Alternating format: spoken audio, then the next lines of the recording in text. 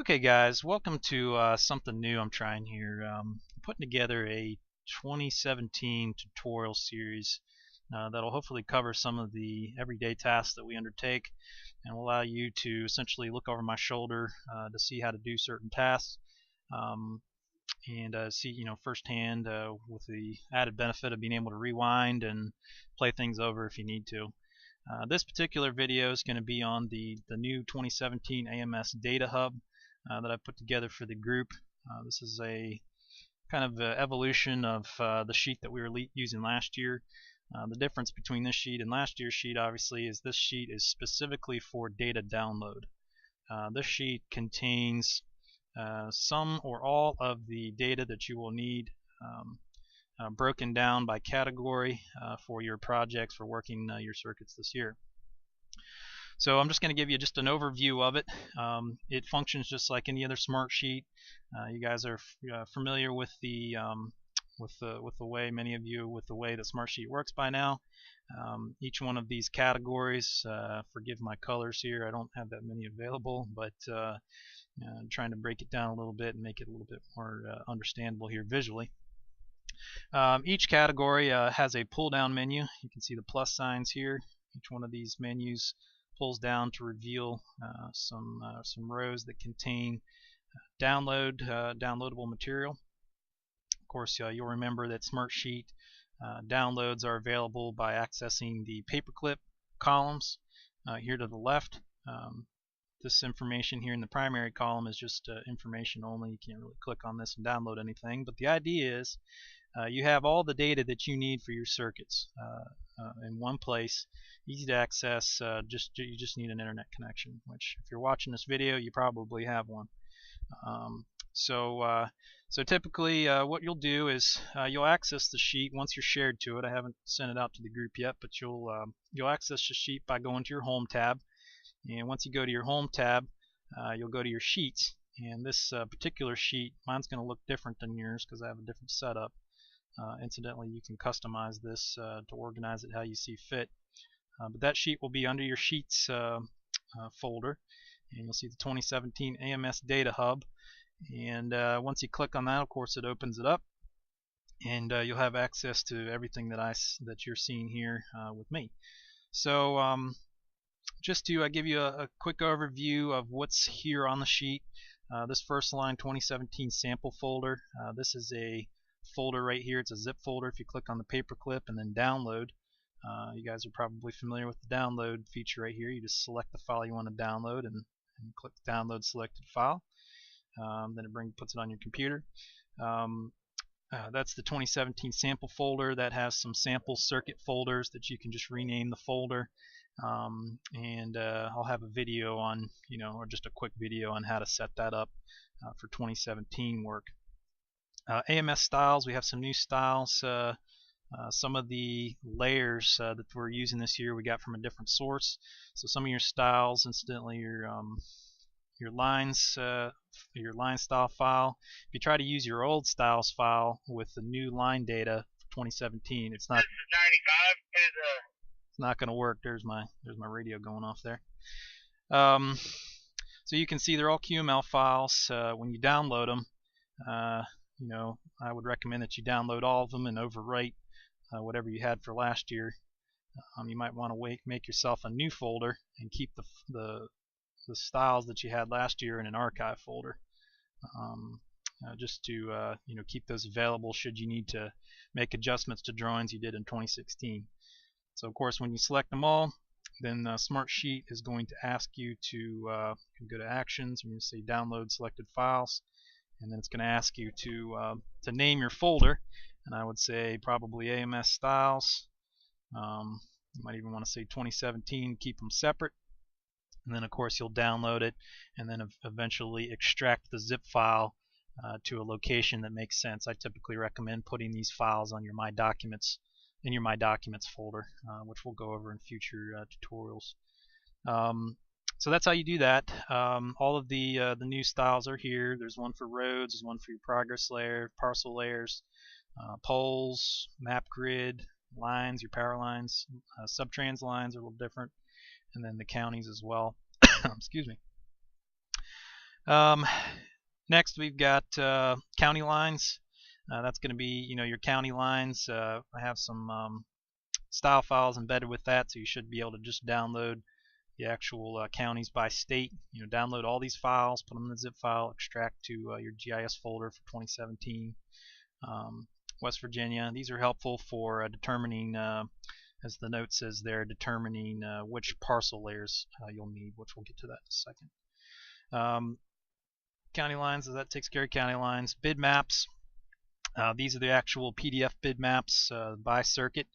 You're going to just download the particular one you need. This is useful for setting up your grids and also just confirming your GIS data is correct. We had a couple issues this year with the bid maps, which are the most accurate information you'll get, because that's what the actual contractors bid on, being different than the GIS data. So these, you always want a copy of these just to double check and make sure when you set up your circuit in GIS that you have all of the data that you'll need going forward. These are broken down by service area, of course. Bid maps, it takes care of bid maps. We'll collapse it. Road data, this is useful road data. It's basically, many of you have this in your drawings already. This includes the road files. You'll need all these files again.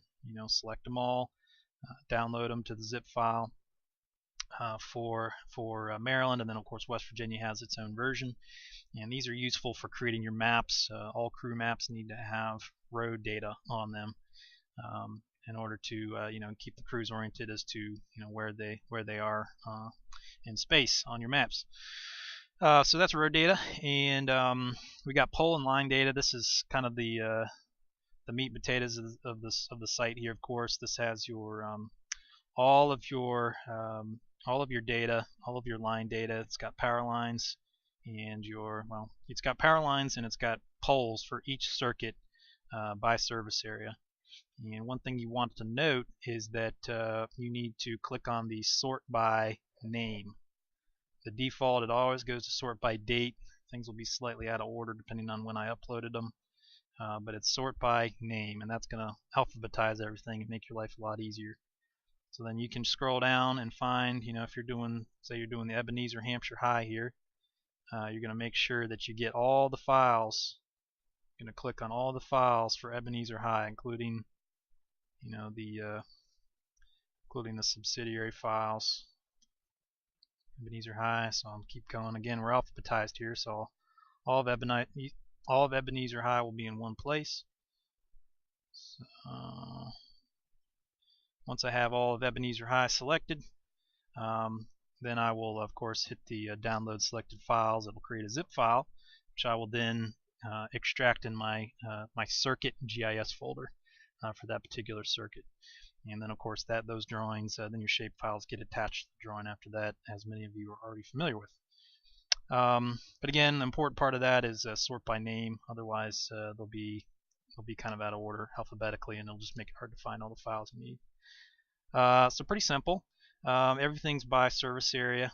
Again, if you're working in the Augusta area, you're going to want the Augusta list, Cumberland, Frederick, Martinsburg, Williamsport, respectively. So that's just pole and line data. The parcel data comes next. Did it slightly different this year.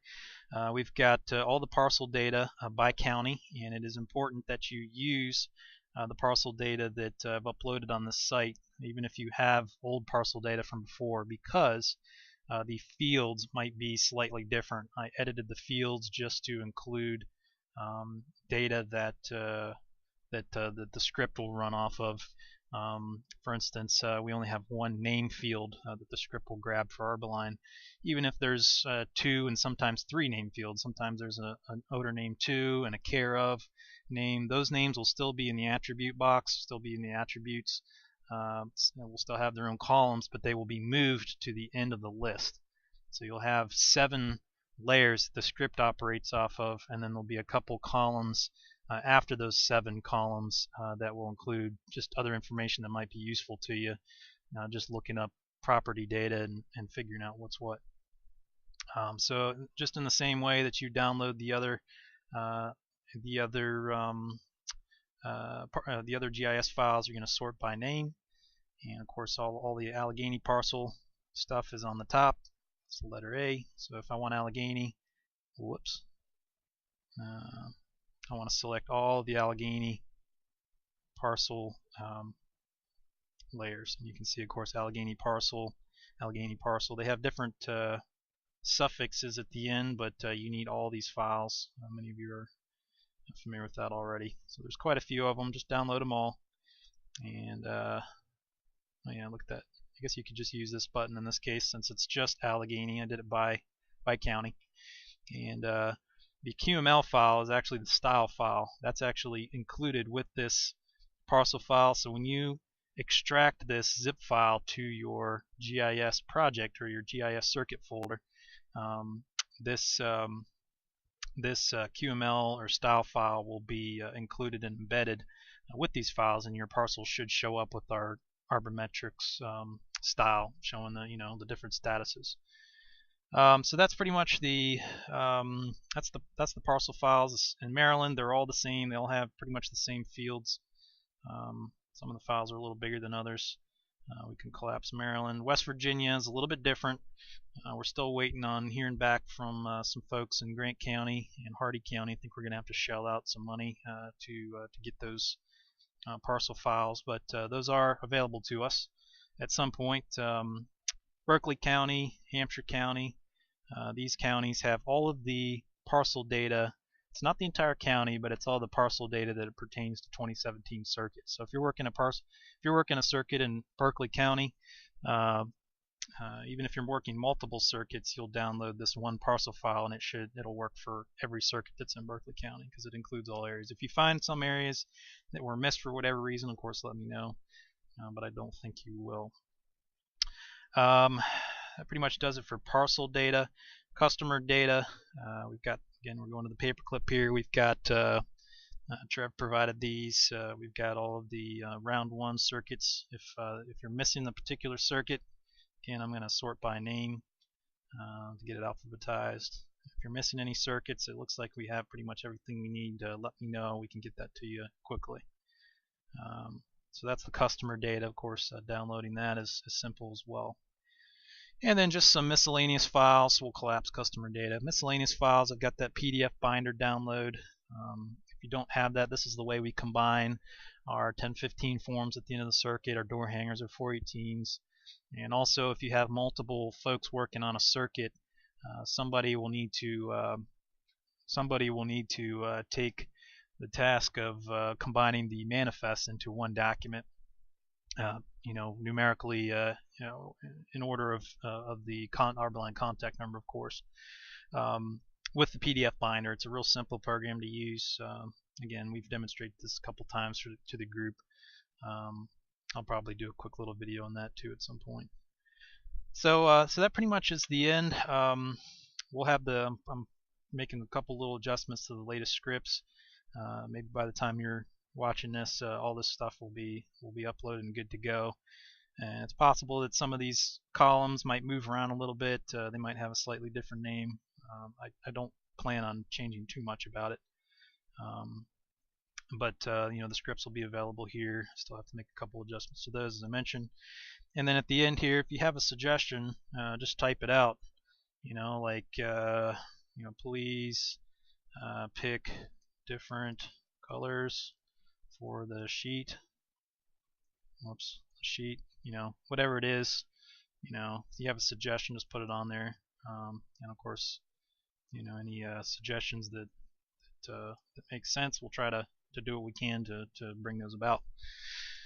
I think that's where I'm going to end it for now. I'm pretty sure I've covered everything. Again, I have some notes here. Make sure you're reading those notes that pertain to the different files uploaded, and all of this stuff should be available here to you for the entire year. So if you ever need to hop over and help somebody else with another circuit, this is where you'll find your data. So with that, I'm going to go ahead and sign off, and thanks for your patience, and hopefully this was helpful to you. Give me some feedback on how these videos work for you. Just send me an email, something like that, and let me know. All right, thanks guys.